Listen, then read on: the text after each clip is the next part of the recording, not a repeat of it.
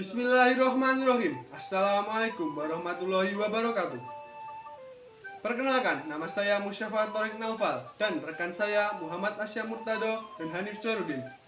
Kami dari SMA IT Darut Taqwa akan mempresentasikan karya tulis ilmiah kami yang berjudul menurunkan kadar asam lemak bebas pada minyak jelantah menggunakan briket aktif Skambadi dan mengurangi limbah minyak jelantah pada lingkungan. Latar belakang minyak goreng. Kenapa minyak goreng? Karena minyak goreng adalah salah satu bahan pokok yang sangat banyak digunakan bagi masyarakat maupun industri. Kebutuhan minyak goreng untuk masyarakat setiap tahunnya sekitar 290 juta ton. Dan menurut data Susunas 2016, hampir separuh penduduk Indonesia, yaitu 49%, menyukai makanan hasil penggorengan. Padahal pemanasan yang berkali-kali pada minyak dapat mengakibatkan kerusakan pada minyak tersebut yang dapat kita ukur dengan parameter kerusakan minyak. Salah satu kerusakan minyak ialah hidrolisis dengan air, yaitu bercampurnya air dengan minyak yang dapat meningkatkan resiko kesehatan pada diri kita, seperti kanker, hipertensi, dan jantung koroner, dan lain sebagainya. Bila dikonsumsi akan meningkatkan resiko kesehatan dan apabila dibuang akan mencemari lingkungan sekitar. Oleh karena itu, kami SMA IT Darut Taqwa mencoba mengolah minyak goreng tersebut dengan menggunakan briket aktif Skambadi dengan tujuan minyak tersebut dapat digunakan kembali atau minyak tersebut terpantau kualitasnya dan limbah minyak goreng tidak tercemar kemana-mana. Rumusan masalah. Yang pertama, apakah briket aktif Skambadi dapat menurunkan kadar asam lemak bebas pada minyak jelantah? Dan yang kedua, berapa persentase kadar asam lemak bebas minyak jelantah yang turun akibat briket aktif Skambadi tersebut? Tujuan penelitian kami ialah: 1. Mengetahui kegunaan briket aktif Skambadi sebagai media untuk menurunkan asam lemak bebas pada minyak jelantah. Dan yang kedua, mengetahui persentase asam lemak bebas pada minyak jelantah setelah kami olah dengan menggunakan briket aktif Skambadi tersebut. Metode penelitian. Untuk metode penelitian yang akan kami bahas pada presentasi kali ini ialah: 1. Waktu dan tempat penelitian, 2. Alat dan bahan, 3. Rancangan penelitian, 4. Prosedur kerja, dan terakhir teknik analisis data. Yang pertama, waktu dan tempat penelitian. Untuk waktu, kami laksanakan pada Januari 2020 dan bertepatan di Laboratorium Ilmu Pengetahuan Alam SMA IT Darut Taqwa. Alat dan bahan. Untuk alat-alat yang kami gunakan pada penelitian ini ialah gelas arloji, gelas beker, Erlenmeyer, gelas ukur, buret, pipet ukur, pro pipet, pipet tetes, corok gelas, neraca analitik, sendok, batang pengaduk, seng, baskom, pipa paralon, plastik, dan panci. Dan untuk bahan-bahan yang kami gunakan ialah Skambadi, tepung kanji, air, minyak jelantah hasil penggorengan, NaOH padat, alkohol 95%, dan yang terakhir indikator PP. Rancangan penelitian. Rancangan penelitian yang kami gunakan untuk meneliti ini ialah 2 faktorial. Yang pertama, minyak jelantah tanpa perlakuan apapun, dan yang kedua, minyak jelantah 200 ml kami rendam dengan briket aktif Skambadi selama durasi waktu yang berbeda-beda. Yang pertama 5 menit, yang kedua 10 menit, dan yang terakhir 15 menit. Prosedur kerja. Jadi, mula-mula kita membuat briket Skambadi tersebut. Sembari menunggu briket kering, kita membuat larutan NaOH 0,1 molaritas. Lalu setelah keduanya jadi, kita mengolah minyak jelantah menjadi lebih baik. Setelah selesai, kita menganalisa kadar asam lemak bebas minyak jelantah awal dan setelah pengolahannya. Teknik analisa data. Kami menganalisa kadar asam lemak bebas menggunakan rumus berikut. Asam lemak bebas sama dengan volume NaOH dikali molaritas NaOH dikali berat molekul minyak per massa dikali 100%.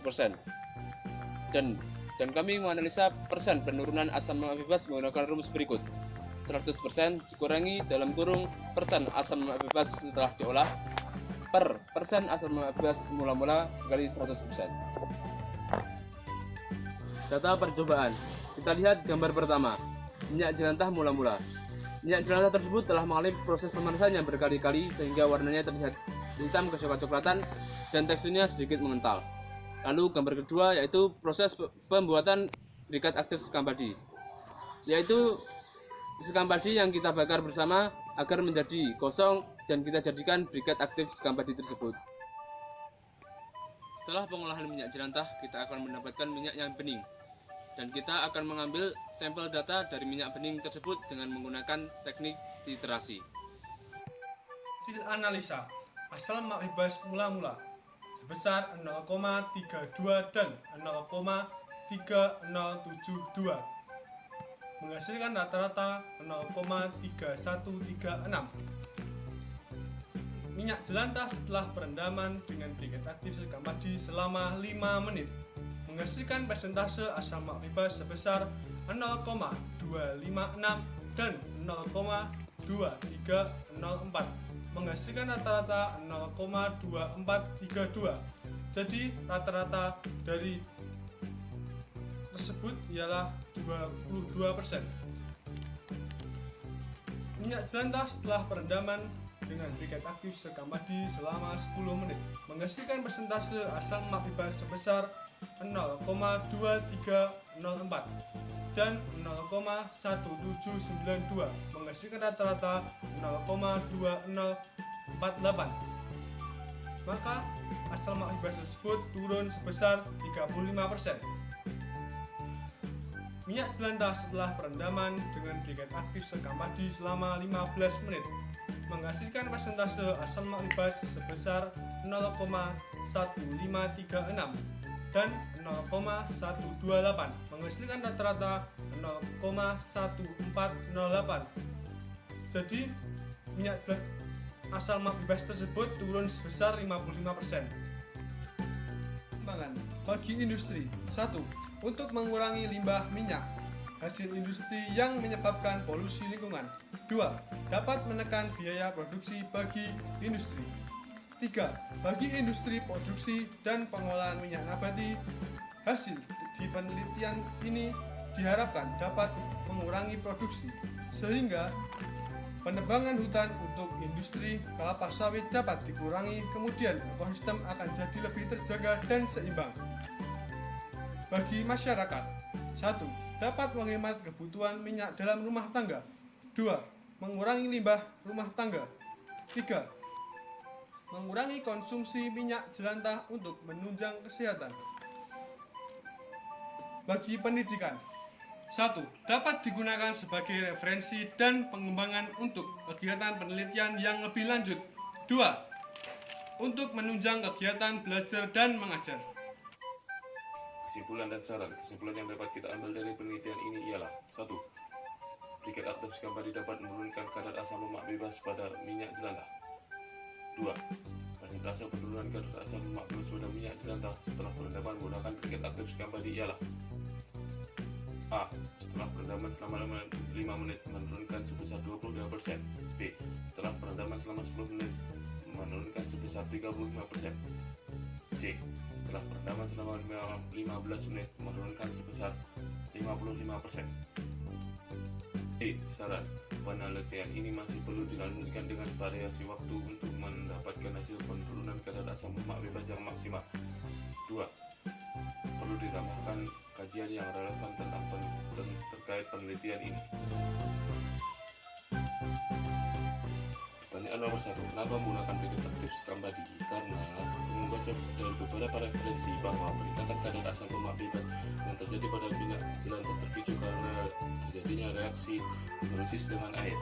Nah, kebetulan di dalam materi kimia kelas 11 terdapat materi reaksi reversible dan irreversible.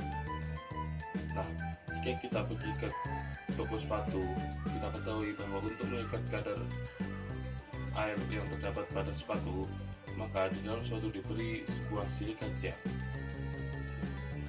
Dari situ kita berpikir bahwa kadar air yang terdapat pada minyak dapat diikat menggunakan unsur silika. Dan dari beberapa referensi bahwa abu sekam padi memiliki kadar silika yang tinggi. Nah, kenapa menggunakan briket aktif? Karena air menguap pada suhu 100 Celcius derajat. Maka Selain diikat menggunakan kadar silika, air juga diuapkan dengan harapan kadar asam lemak bebas yang terdapat pada minyak jelantah kembali menjadi kadar asam lemak yang Nomor 2. Bagaimana efisiensi penggunaan briket aktif sekam padi untuk penyaringan minyak jelantah terkait dengan ketersediaan bahan baku briket saat ini? Apakah dapat digunakan berulang? Jawabannya, dari sisi efektivitas berdasarkan data riset kami, penggunaan briket aktif sekam padi untuk menurunkan kadar asam lemak bebas minyak jelantah ini cukup efektif.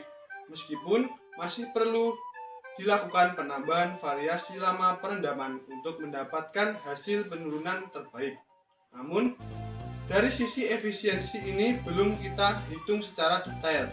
Jika melihat dari sisi kelimpahan bahan baku, maka sekam padi cukup melimpah di daerah Ponorogo dan sekitarnya yang merupakan kawasan pertanian.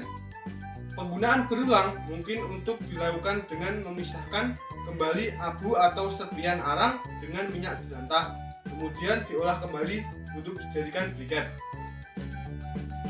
Menjawab soalan bagian C, yaitu bagaimana dengan kandungan senyawa benzopiren yang terbentuk dalam proses pembakaran sekam yang bisa saja tertinggal di dalam minyak jelantah?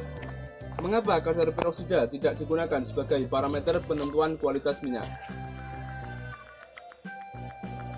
Saya jawab, meskipun secara real kelompok kami belum melakukan penelitian, namun sangat kecil kemungkinan terdapat kandungan benzopiren di dalam minyak jelantah, karena yang kita gunakan dalam pengolahan adalah briket aktif sekam padi, bukan sekam padinya. Berdasarkan penelitian dari Agus Putrawan dan Profesor Suwijio Pranomo, benzopiren terdapat dalam asap cair yang dihasilkan pada pembakaran sekam padi.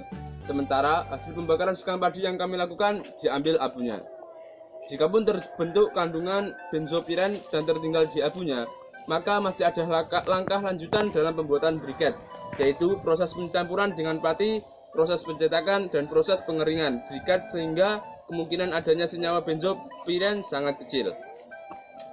Parameter kerusakan minyak sebenarnya memang harus ditinjau dari beberapa parameter yang ada pada baku mutu minyak sesuai SNI, termasuk kadar peroksida. Kadar peroksida terbentuk dari reaksi minyak dengan oksigen, dan dari beberapa referensi yang kita baca, dampak dari kadar peroksida yang keluar dari baku mutu sesuai SNI lebih pada aroma dan produk penggorengan cepat berbau tinggi. Sementara kadar asam lemak bebas dampaknya pada kesehatan. Sekian.